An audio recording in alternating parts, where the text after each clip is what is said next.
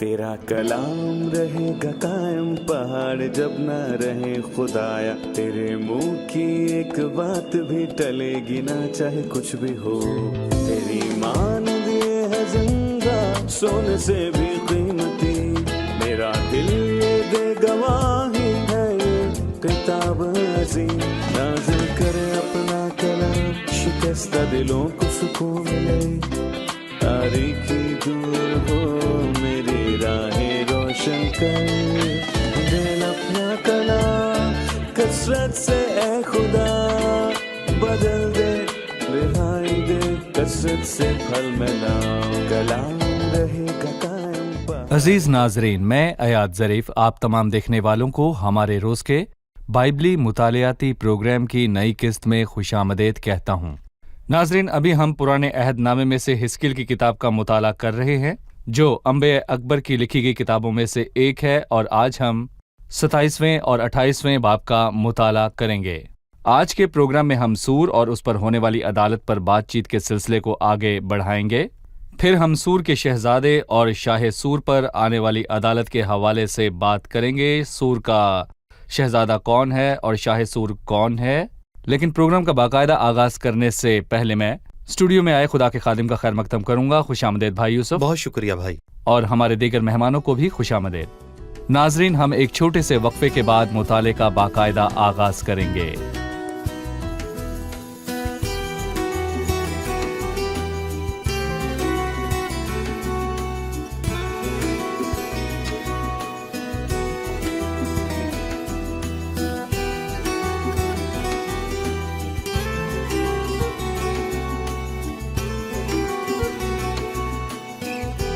खुशामदीद भाई। आपका शुक्रिया भाई यूसुफ, पिछली किस्त में हमने हिस्किल के दूसरे हिस्से के मुताले का आगाज किया, जिसमें इसराइल के आसपास की कौमों पर आन पड़ने वाली अदालत का जिक्र मौजूद था। और हमने पिछले प्रोग्राम में अमोनियों, मुआबियों, अदूमियों और फलस्तियों पर बात की। हमने मिस्र पर भी बात की, और आज हम सूर पर बात करेंगे और सिलसिले को 27वें बाब में मजीद आगे बढ़ाएंगे। जैसा कि हमने पहले कहा कि सूर पर 3 अबवाब हैं, यानी कि 26, 27 और 28। 26वें बाब में हम उसकी तबाही और बर्बादी के हिसाब देखते हैं, और 27वें बाब में हम सूर के लिए नोहा देखते हैं, जिस पर हम अब बात करेंगे। और फिर 28वें बाब में हम सूर के शहजादे के हवाले से गुफ्तगू करेंगे, पहली आयत से 7वीं आयत में, फिर 11वीं आयत से लेकर 19वीं आयत में शाह सूर के हवाले से, और आखिर में हम सैदा के हवाले से एक नबूवत को पढ़ेंगे। ठीक है, शुक्रिया भाई यूसुफ। पिछले बाब में सूर पर अदालत की गई और हमने जाना कि सूर किस तरह बाबलियों के हाथ से गिरा, और फिर हमने देखा कि सिकंदर अकबर के हाथ से। सूर के लिए नोहा क्यों? सूर के लिए नोहा इसलिए कि खुदावंद को सजा देना पसंद नहीं। दर हकीकत अदालत करना खुदा का काम है, लेकिन ये काम उसे पसंद नहीं। यानी कि जैसा हम हिस्किल की किताब में पढ़ते हैं और बाबल के और दूसरे हिस्सों में लिखा है कि शरीर के मरने से मुझे कुछ खुशी नहीं होती, और क्योंकि खुदा को शरीर के मरने से कुछ खुशी नहीं, और वो कभी भी किसी गुनाहगार के जहन्नुम में जाने पर खुश नहीं होता। उसकी खुशी लोगों की तौबा और निजात में है। अगर वो तौबा नहीं करते तो वो हलाक होंगे और सजा पाएंगे। वो 27वें बाब में सूर की बात करते हुए एक जहाज से तशबीह देता है जो समुद्र के दरमियान में हो और वो जहाज टूट जाए। उसे समुद्र के दरमियान एक जहाज से तशबीह देना हमें सूर की फितरत के हवाले से क्या बताता है? देखें, मैं कहूँगा कि ये सबसे बड़े समंदरी और तजारती शहरों में से एक है, जहाँ पर ताजरों को ज़रूर सफ़र करके आना पड़ता। इसीलिए जब आप इस 27वें बाब को पढ़ते हैं तो आपको पता चलता है कि उसके पूरी कदीम दुनिया के साथ ताल्लुकात थे जो उस वक्त मौजूद थी। और अगर हम मुल्क दर मुल्क देखें तो हमें पता चलता है कि तकरीबन सारी दुनिया के मफादात उस वक्त सूर के साथ जुड़े हुए थे। सो यहाँ पर वो ये बताता है कि उस शहर के साथ क्या हुआ कि वो एक ऐसा जहाज बना जो समंदर के बीच टूट गया। सही। उसके आसपास के मुल्कों के साथ आलमी तजारत का हवाला देते हुए उसने कुछ अशिया का जिक्र किया जिनमें सूर तजारत किया करता था, और इन अशिया में सोना शामिल ना था। सोना किसको पेश करता है और इन अशिया उसकी गैर मौजूदगी का क्या मतलब है? दरअसल यहाँ पर मैं कहूँगा कि उन अशिया में सोना, कतान और सुरमा शामिल ना था। वो चीज़ें जो फक्त खुदा दे सकता है और ये वो सब मुफ्त देता है। और मुकाशफा की किताब के 3 बाब में वो कहता है, इसलिए मैं तुझे सलाह देता हूँ कि मुझसे आग में तपाया हुआ सोना खरीद ले ताकि तू दौलतमंद हो जाए। आखिर सोना कौन खरीद रहा है? दरअसल ये अमीर लोग खरीदते हैं। लेकिन खुदावंद कहता है कि मुझसे आग में तपाया हुआ सोना खरीद ले ताकि तू दौलतमंद हो जाए। क्या जो सोना खरीदने वाले हैं वो अमीर हैं या वो हैं जो अमीर होना चाहते हैं? दरअसल खुदावंद मुफ्त देता है। सही। जो सोना खुदावंद देना चाहता है वो इलाही रास्तबाजी का अक्स है, जबकि सफेद महीन कतान अमली रास्तबाजी का एक अक्स है और सुरमा रूहुल कुद्स की नेमत का अक्स है जो हमें चीजों को दिखाता और उनकी पहचान करवाता है। गिरने के हवाले से बात करते हुए वो 26वीं आयत में कहता है, तेरे मल्लाह तुझे गहरे पानी में लाए, मशरकी हवा ने तुझको वस्त बहर में तोड़ा है। मशरकी हवा का क्या मतलब है जिसने सूर के शहर को गिरा डाला? मैं मशरकी हूं, मैं 2 बातों को देख सकता हूं। पहली, जोग्राफियाई तौर पर उन अदालत या सजा मशरक की तरफ से आई, यानी बाबल की तरफ से। ये इसका मतलब है। बहरहाल यसाया की किताब के 2 बाब में वो लोगों के मुतालिक कहता है कि वो अहले मशरक की रसूम से पुर हैं, यानी कि वो सब के सब बुत परस्ती की रसूम से भरे पड़े हैं, क्योंकि बुत परस्ती की बुनियाद इबादत से एक सूरज की परस्तिश भी है जो कि मशरक से निकलता है। वो अहले मशरक की रसूम से पुर हैं, यानी कि वो बुत परस्ती की रूह से भरे हुए हैं। और फिर यहाँ पर वो मशरकी हवा का जिक्र करता है और इसमें मैं या तो बुत परस्ती को देखता हूँ जिसकी वजह से तबाही आई, या फिर नबूकत नजर मशरक से आया और सूर को तबाह किया। भाई यूसुफ, सूर गिर पड़ा जबकि वो बड़ा अमीर और तजारती शहर था, एक अजीम शहर माना जाता था, और आने वाले रोज़ में बाबुल गिरेगा जो एक अजीम शहर है। बाबुल के गिरने मसीही एतराफ़ के दायरे के मुतल्लिक कुछ बताइए। अगर आप मुकाशफा के 17वें और 18वें बाब को पढ़ें तो आपको एक बड़ा शहर मिलेगा, यानी कि बाबल। और मैं यहाँ पर यह भी कहूँगा कि वो हकीकी बाबल है, क्योंकि हमारे यसाया के मुताले के मुताबिक वो अब तक कभी आबाद नहीं किया जाएगा। लेकिन यहाँ वो एक मजहबी नज़म पेश करता है, बाबल नज़म को, और मैं कहूँगा कि सूर तजारत को पेश करता है। तो फिर कोई ताज्जुब की बात नहीं कि जब वो यसाया 14 में शाह बाबल की बात करता है तो उसकी मुराद शैतान है जो इस दुनिया का खुदा है, और जब वो शाह सूर की बात करता है तो इसका मतलब वो शैतान है जो दुनिया का सरदार है। सूर दुनिया की तजारत को पेश करता है जबकि बाबल मजहब को पेश करता है। यहाँ हम सूर की तबाही को देखते हैं, तजारती दुनिया की तबाही, और मुकाशफा के 18वें बाब में हम बाबल की तबाही के बारे में पढ़ते हैं, यानी मजहबी दुनिया की तबाही, क्योंकि दुनिया अपने मजहब और तजारत में खुदा से अदावत का निज़ाम रखती है जिसकी बुनियाद शैतान ने रखी ताकि इंसान को खुदा से दूर रखे। तजारत नफा और दौलत से बढ़कर कुछ नहीं जो इंसान को खुदा से दूर रख सके, और जिस कदर एक इंसान मजहब में धंसता चला जाता है वो उसी कदर सच्चा होने की बजाय रियाकार बनता जाता है, वो खुदा से दूर हो जाता है। आपने कहा कि बाबुल उस मजहबी निज़ाम को पेश करता है जो हमें खुदा से जुदा करता है, जिसने मजहबियत का लबादा ओढ़ा और खुदा से अलग हुआ, और सूर तजारती दुनिया या दौलत को पेश करता है जिसने खुद को खुदा से अलग किया। हमें बैरूनी शक्लो सूरत पर तकिया करने के खतरात से आगाह कीजिए, भले वो दौलत हो या मजहब, और वो किस तौर पर इंसान को खुदा से दूर करते हैं। हम इसके बाद 2 मजीद मज़ामीर को देखेंगे, 49 और 50। ज़बूर 49 में लिखा है कि शरारत के रोज कुछ भी दौलतमंद को ना छुड़ाएगा। उनमें से कोई भी अपने भाई का फिदिया नहीं दे सकता, ना खुदा को उसका मुनाफा दे सकता है, क्योंकि उनकी जान का फिदिया गिरा बहा है, वो अब तक अदा ना होगा। अगर आदमी सारी दुनिया हासिल करे और अपनी जान का नुकसान उठाए तो उसे क्या फायदा, या अपनी जान के बदले क्या अदा करे। और ये हम ज़बूर 49 में देखते हैं, और ज़बूर 50 में हम मजहब के बेकार होने को देखते हैं। सही। और फिर मैं कहूँगा कि ज़बूर 50 में मजहब अपने पूरे जोर पर है, पर खुदा ये नहीं चाहता, बल्कि खुदा के लिए शुक्रगुजारी की कुर्बानी गुजरान और हक ताला के लिए अपनी मन्नतें पूरी कर, और मुसीबत के दिन फरियाद कर, मैं तुझे छुड़ाऊंगा और तू मेरी तमजीद करेगा। और अब ऐ खुदा को भूलने वालों, اسے سوچ لو، ایسا نہ ہو میں تمہیں پھاڑ ڈالوں اور کوئی چھڑانے والا نہ ہو، پر جو چال چلن درست رکھتا ہے اسے نجات دوں گا۔ یقیناً مجھے امید ہے کہ ہمارے ناظرین جو ہمیں مذہب کے بیکار ہونے کے متعلق بات کرتا سن چکے ہیں سمجھ جائیں گے کہ ہم لوگوں کو الحاد کی طرف آنے یا خدا سے قطع کرنے کی ترغیب نہیں دے رہے، بلکہ مذہب خدا سے تعلق سے مختلف ہے۔ خدا سے حقیقی تعلق رسول یا فرائض کی بیرونی شکل نہیں ہے کہ کون سی باتیں حلال ہیں یا کون سی باتیں مکروہ ہیں، جن سے لوگ خوش ہیں یا نہیں ہے، جو ان کے دعوے کے مطابق مذہب ہے۔ کسی نے کہا مذہب میں انسان خدا کی تلاش کرتا ہے جبکہ وہ اندھا ہے اور دیکھ نہیں سکتا، جبکہ میں کہوں گا کہ مسیحت میں خدا ہے جس نے خود آ کر انسان کو تلاش کیا، جیسا کہ اس چرواہے میں ظاہر کیا گیا جو اپنی کھوئی ہوئی بھیڑوں کو ڈھونڈتا ہے، اور اس عورت میں جو اپنا کھویا ہوا سکہ تلاش کرتی ہے۔ جی ہاں، وہ ساری دنیا سے ایک ایک روح کو ڈھونڈتا ہے، وہ آپ کو بھی ڈھونڈتا اور آپ کا نام پکارتا ہے۔ ہم اپنے پیارے ناظرین کو ساری دنیا سے بلاتے ہیں کہ خدا کے ساتھ حقیقی تعلق کے طالب ہوں، نہ کہ رسمی نہ کہ تعلق۔ باہری عکس کے، اور خدا صحیح۔ خود آپ کو ڈھونڈتا ہے۔ جی ہاں، ابھی ہم ایک رپورٹ دیکھیں گے، پھر مطالعے میں آگے بڑھیں گے۔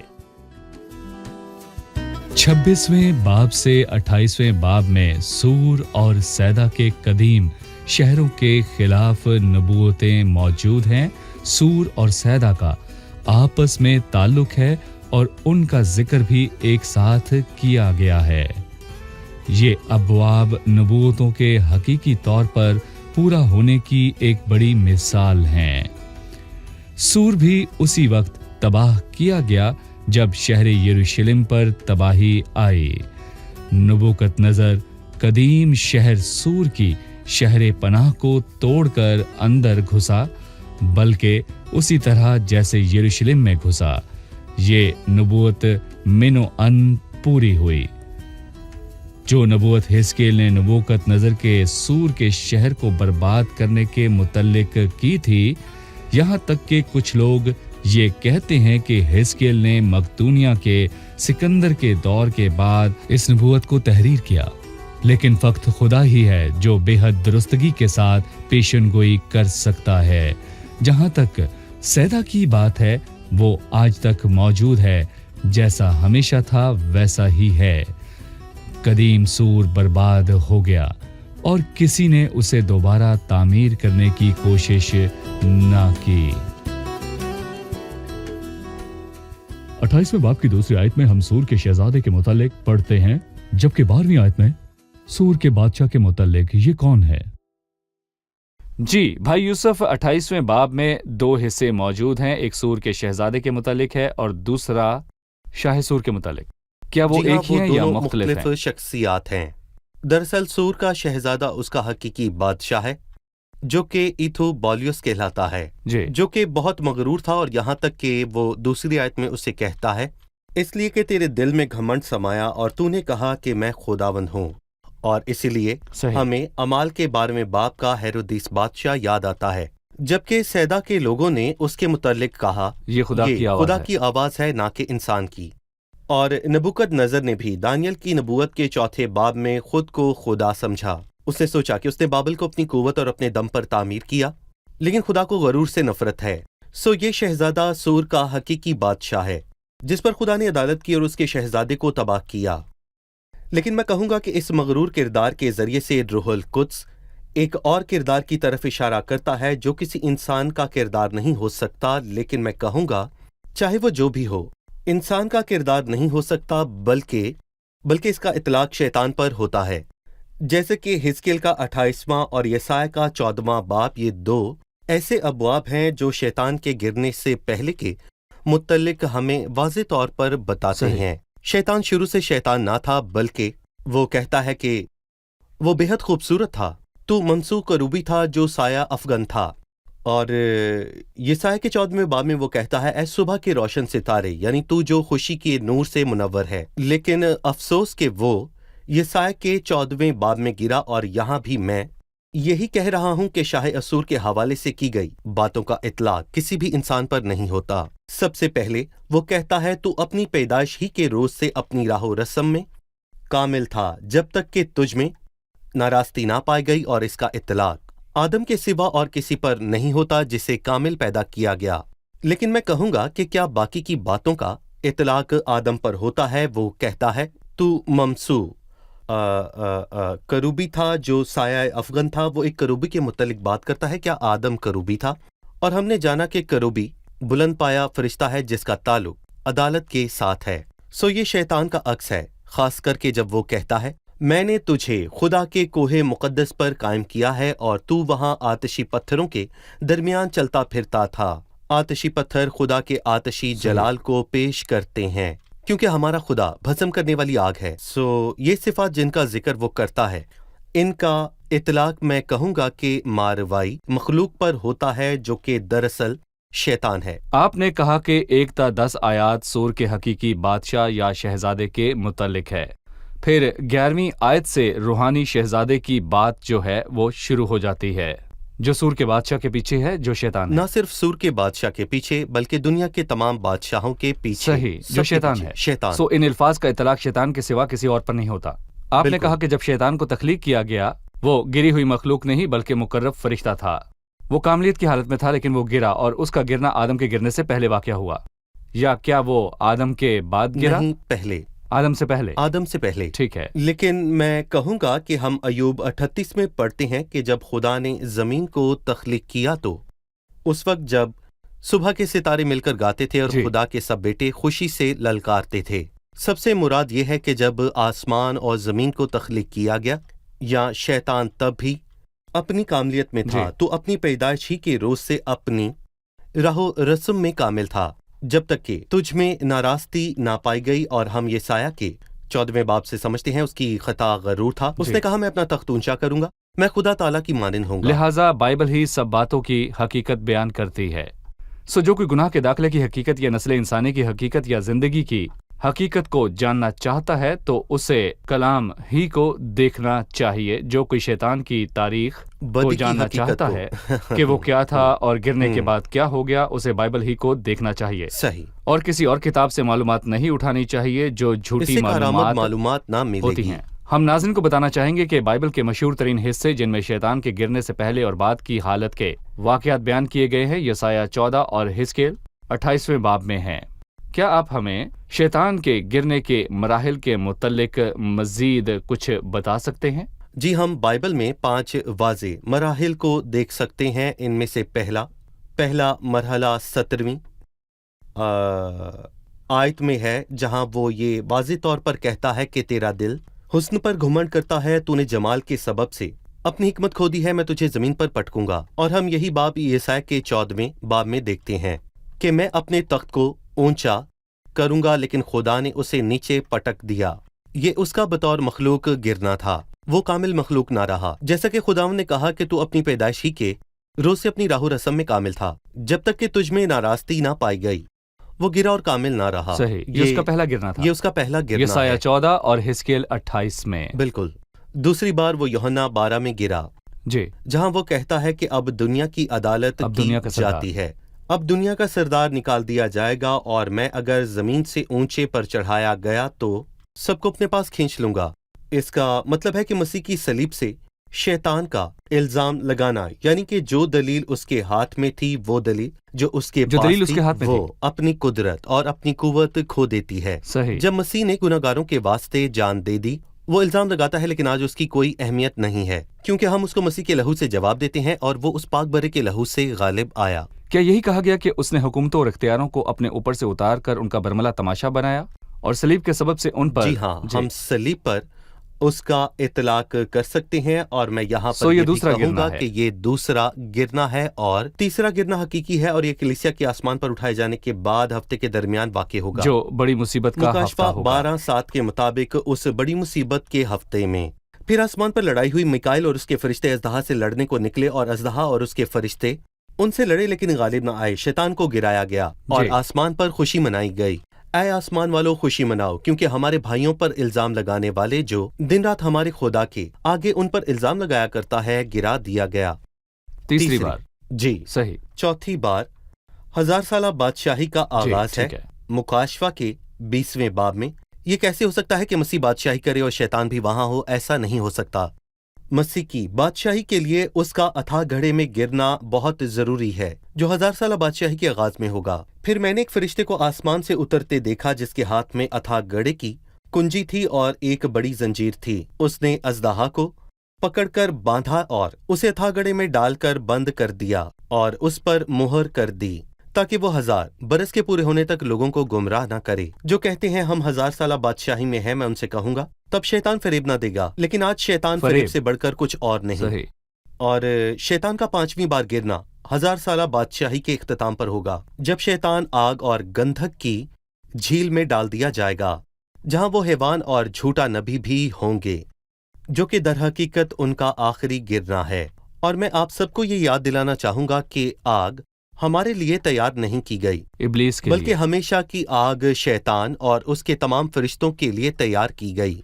पर अफसोस कि इससे पहले शैतान वहां जाए, बहुत से लोग वहां जाएंगे, जैसा कि हम मत्ती के 25वें और मुकाशफा के 19वें बाब में वाज़े तौर पर पढ़ते हैं। सो शैतान के गिरने के 5 मराहिल, पहला यसाया 14वां बाब और हिस्केल 28वें बाब के मुताबिक वो एक मुकर्रब फरिश्ते के म्यार से गिरकर शैतान बन गया। फिर यूहन्ना 12वें बाब में दूसरा गिरना है, जो सलीब के वसीले से, क्योंकि खुदावन ने सलीब के वसीले से इल्ज़ाम और दलील को जो शैतान इस्तेमाल करता था बेकार कर दिया है। फिर मुकाशफा 12 कलीसिया के उठाए जाने के बाद उस बड़ी मुसीबत के दरमियान में, फिर मुकाशफा 20,000 साल बादशाही के आगाज में, जबकि उसे अथाह गड्ढे में डाला जाएगा। और आखिर में 1000 साल बादशाही के इख्तिताम पर मुकाशफा 20 में, जो कि आखिरी और हतमी गिरना है, और वो आग और गंधक की झील में डाला जाएगा। हम देख सकते हैं कि आखिरी 3 मरतबा गिरना हकीकी गिरना है, और फिर इसके बाद मैं कहूंगा कि तीसरी मरतबा गिरना आसमान से जमीन पर शैतान का गिरना है, और फिर चौथी बार जमीन से अथाह गड्ढे में गिरना है। लफ्ज अबस, जिसका मतलब है अथाह गड्ढा, ये यूनानी लफ्ज हेडिस से मुख्तलिफ है, जो पताल है, जिसका जिक्र हिस्कियल में हुआ। और आखिर में वो कौम को बहकाने और फरेब देने को निकलेगा और फिर हमेशा के लिए आग की झील में डाल दिया जाएगा। शुक्रिया भाई, खुदा आपको बरकत दे। आइए मेहमानों से उनका सवाल जाने। हिस्केल 28वें बाब की 21वीं आयत में लिखा है कि ए आदमजाद, सैदा का रुख करके उसके खिलाफ नबूवत कर, हमें इस नबूवत के बारे में बताइए। बुनियादी तौर पर हमें बताइए कि सैदा कौन है और उस पर क्या अदालत की गई। सैदा भी बहरे रोम के किनारे सूर के नजदीक वाक़ है। मसीह ने सूर और सैदा के मुतल्लिक कई बार बात की कि खुराजीन और कफर नहुम जैसे शहरों में जो कुदरत के काम किए, अगर वो उनमें किए जाते तो वो तौबा कर लेते। मैं कहूँगा कि खूबसूरत बात यह है कि वो सैदा पर फक्त अदालत की बात नहीं करता, बल्कि वो कौम के लिए बरकत की बात करता है। जी। लिहाजा खुदा हमेशा अपने लोगों के लिए फजल के साथ सोचता है। 24वीं आयत, तब बनी इसराइल के लिए उनकी चारों तरफ के सब लोगों में से जो उनको हकीर जानते थे, कोई चुभने वाला कांटा या दुखने वाला खजाना रहेगा। ऐसा लगता है कि सैदा भी अपने लोगों से नफरत रखता है, और इसीलिए खुदाम कहता है कि ऐसा मजीद ना होगा। और न सिर्फ ये, बल्कि वो उस कौम की बरकतों की भी बात करता है। जब मैं बनी इसराइल को कौमों में से जिनमें वो परगंदा हो गए जमा करूंगा, तब मैं तकदीस करूंगा, और वो अपनी सरजमीन में जो मैंने अपने बंदा याकूब को दी थी बसेंगे, और वो उसमें अमन से सकूनत करेंगे। बल्कि जैसा नबी कहता है, कहर के वक्त रहम को याद फरमा, और यहाँ पर लोगों की अदालत की जा रही है। लेकिन खुदावंद ये वाज़े तौर पर कहता है, मेरा मकसद अदालत करना नहीं है, बल्कि मेरा मकसद उन सब के लिए दरअसल बरकत है जो मेरा खौफ मानते और फरमाबरदारी करते हैं। और हम अपने नाज़रीन को यह भी याद दिलाना चाहेंगे कि सैदा में बाल की इबादत भी की जाती थी, जिस जगह से इज़बेल आई, जिसने बाल की इबादत और बाल के पुजारियों को मुतारिफ करवाया इसराइल की ममलकत में। शुक्रिया, खुदावंद आपको बरकत दे। अब हम मेहमानों से उनकी राय जानेंगे।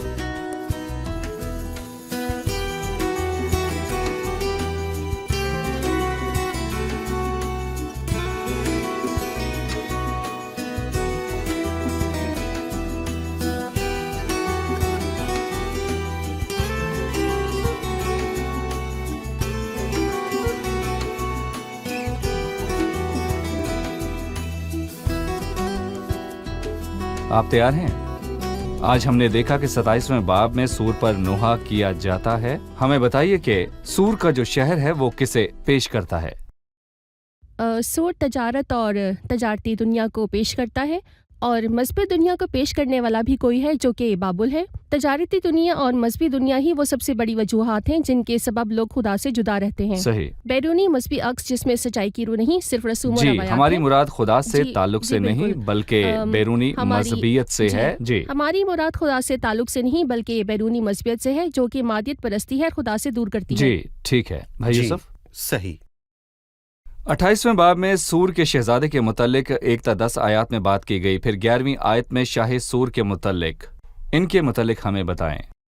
ہم نے جانا کہ سور کا شہزادہ دراصل شاہ سور ہے جس نے اپنے متعلق کہا تھا کہ وہ خدا ہے، پر جہاں تک سور کے متعلق کہی گئی بات کا تعلق ہے اس کا اطلاق کسی انسان پر نہیں ہوتا، اور ہم جانتے ہیں کہ اس کا اطلاق ایک ہی مخلوق پر ہوتا ہے جو شیطان ہے۔ صحیح، شیطان کے گرنے سے جی قبل، بالکل، جب وہ کاملیت کی حالت میں تھا۔ جی ٹھیک ہے بھائی یوسف۔ جی، ممسوح کروبی، اس کا مطلب ہے کہ اس الہی جلال کو کسی صورت بھی دیکھنے کی اجازت نہیں تھی اور وہ خدا کے تخت پر سایہ افغن تھا صحیح۔ بطور محافظ۔ افسوس کہ محافظ خود چور بن گیا، وہ خدا جی۔ کے مقام پر قبضہ کرنا چاہتا تھا۔ ٹھیک ہے، آپ سب کا شکریہ بھائی یوسف، خدا آپ کا کو بھی برکت شکریہ۔ دے۔ عزیز ناظرین، آج کی قسط میں ہم نے 27ویں باب اور 28ویں باب کا مطالعہ کیا۔ 27ویں باب میں ہم نے دیکھا کہ سور کے لیے نوحہ کیا گیا۔ تجارتی سور بہت سے ممالک میں بہت سی چیزوں کے ساتھ تجارت کر رہا تھا، اور ہم نے جانا کہ وہ تجارتی دنیا کی نمائندگی کرتا ہے جو دولت کی طلبگار ہے اور خدا سے آزاد ہے۔ اسی طرح بائبل مذہبی دنیا کو پیش کرتی ہے جو کہ عبادت اور خدا سے تعلق کی رسمی شکل ہے، لیکن وہ جوہر سے خالی ہے۔ لہذا سور اور بائبل دونوں کو بڑی عدالت کا سامنا کرنا پڑا۔ 28ویں باب میں ہم نے جانا کہ سور کے شہزادے کے خلاف اعلان کیا گیا جو کہ واقعی سور کا اصل بادشاہ ہے، 1 سے 10ویں آیت میں۔ پھر اس کے بعد شاہ سور پر عدالت ہے 28ویں باب کی 11ویں آیت سے 19ویں آیت میں۔ ہم نے جانا کہ جو کچھ شاہ سور کے متعلق کہا گیا اس کا اطلاق انسان پر نہیں ہوتا بلکہ اس کا اطلاق شیطان پر ہوتا ہے جو گرنے سے پہلے کاملیت کی حالت میں تھا، جبکہ اسے خدا کے تخت کے نزدیک ترین حلقوں کے پاس آنے کی اجازت تھی۔ ممسوح کروبی تھا جو سایہ افغن تھا۔ ہم نے جانا کہ شیطان کے گرنے کے 5 مراحل ہیں۔ پہلے مرحلے کا تذکرہ یسایہ 14ویں باب اور حزقیل 28ویں باب میں کیا گیا جو کہ اخلاقی طور پر ایک راست باز فرشتے کے معیار سے گرنا ہے، وہ گر کر شیطان بن گیا۔ پھر ایک اور دوسرا گرنا ہے جب اس کے ہاتھ سے دلیل چھین لی گئی۔ مسیح نے یوحنا 12ویں باب میں کہا اب دنیا کا سردار نکال دیا جائے گا، اور مصیبت کے 7 برس کے درمیان جو کہ کلیسیا کے اٹھائے جانے کے بعد کے ہیں، شیطان آسمان سے گرایا جائے گا۔ ہفتے کے درمیان میں پھر 1000 سالہ بادشاہی کے آغاز میں اسے اتھا گڑھے میں ڈالا جائے گا۔ پھر 1000 سالہ بادشاہی کے اختتام پر وہ آگ کی جھیل میں ڈالا جائے گا۔ آئیے حوالہ جات کو پھر سے دہراتے ہیں۔ پہلے گرنا یسایہ 14 میں اور حزقیل 28 میں ہے۔ دوسرا گرنا یوحنا 12ویں باب میں ہے۔ تیسرا گرنا مکاشفہ 12ویں باب میں ہے۔ چوتھا گرنا مکاشفہ 20ویں باب میں، اور 5واں گرنا بھی مکاشفہ 20ویں باب میں ہے۔ اگر آپ کسی بھی چیز کے متعلق جاننا چاہتے ہیں تو آپ کو بائبل کو ضرور پڑھنا ہوگا۔ ہم ایسا صرف شیطان کے گرنے کے مراحل کی فہرست بتانے کے لیے نہیں کر رہے، بلکہ آپ کو یہ بتانے کے لیے کہ اس کی آخری منزل کیا ہے۔ آگ کی جھیل ابلیس اور اس کے فرشتوں کے واسطے تیار کی گئی ہے، نہ کہ آپ کے لیے۔ عزیز ناظرین، ابدی جہنم آپ کے لیے نہیں ہے۔ آپ کیوں ابلیس کے ساتھ جانا چاہتے ہیں؟ آپ خود کو شیطان سے کیوں منسلک کرنا چاہتے ہیں اور ہمیشہ کے لیے آگ کی جھیل میں کیوں جانا چاہتے ہیں؟ مسیح کو قبول کریں، اس کی قربانی کو قبول کریں، اس کے کام کو قبول کریں۔ آپ ابلیس کے اختیار سے آزاد کر دیے جائیں گے اور خدا کے فرزند بن جائیں گے۔ تب آسمان ہی آپ کی ابدی منزل ہوگا۔ اگلے پروگرام میں پھر ملاقات ہوگی۔ خداوند آپ سب کو برکت دے۔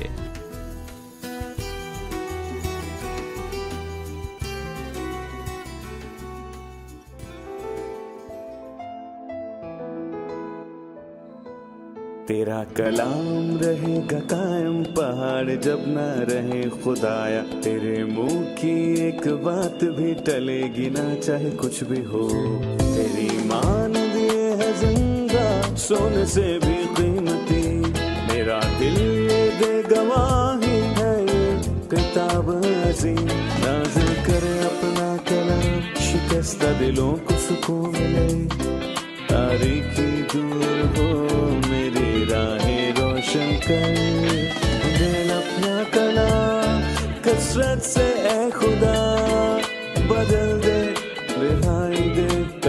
से फल में नाम, कलाम रहेगा कायम पहाड़ जब ना रहे खुदाया, तेरे मुंह की एक बात भी टलेगी ना चाहे कुछ भी हो।